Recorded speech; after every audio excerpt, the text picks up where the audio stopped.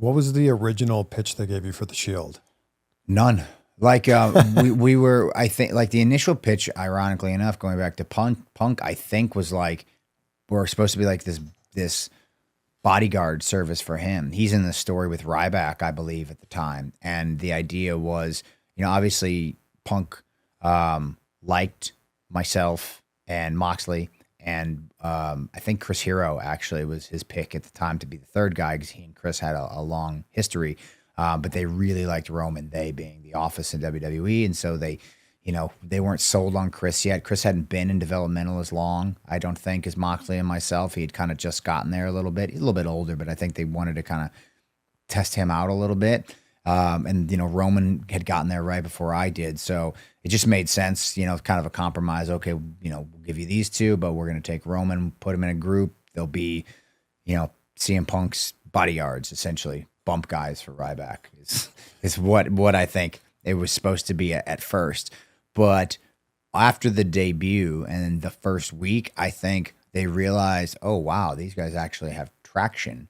Like coming from developmental, coming from the independent scene, there's traction there. Like we can use this, like WWE was starting to dip heavy into Twitter and social media and that kind of feedback. And that's where, we were kind of, I don't know what to call it. We had some semi fame there, myself and Mox, and so you got the feedback immediately. Like it wasn't just you're bringing up guys from developmental nobody knew.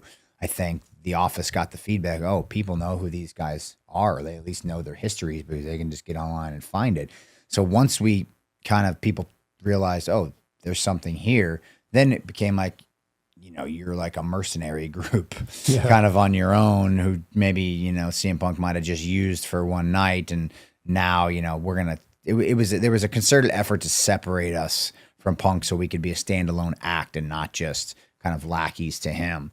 And then that was it. Then we were just left to our own devices and like figure it out from there. Is there part of you though that's like, I want to be a singles guy. I want to be a singles competitor. Now you're putting me in a trio and we're wrestling tag team matches. Yes.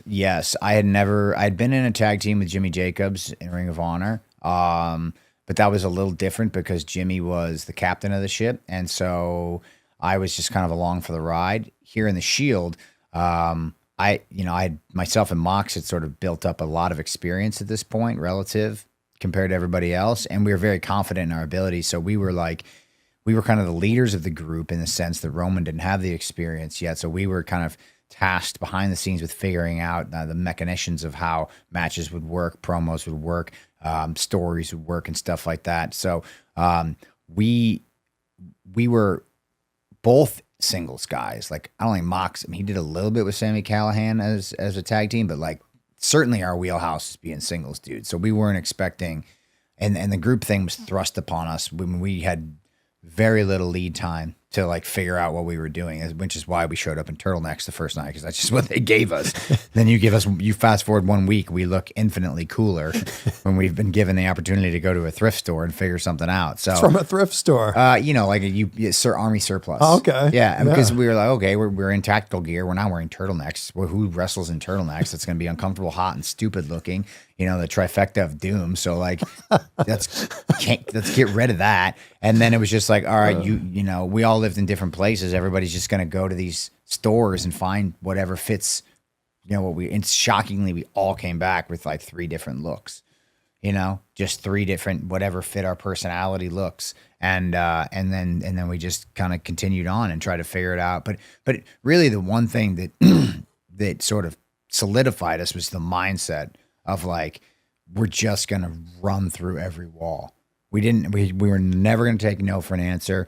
We were never going to like be meek. We were going to push everybody out of the way. We were going to, we in our minds and our level of confidence thought we were so much better than everybody else. We were going to have to raise people up. That's how we looked at the locker room at the time.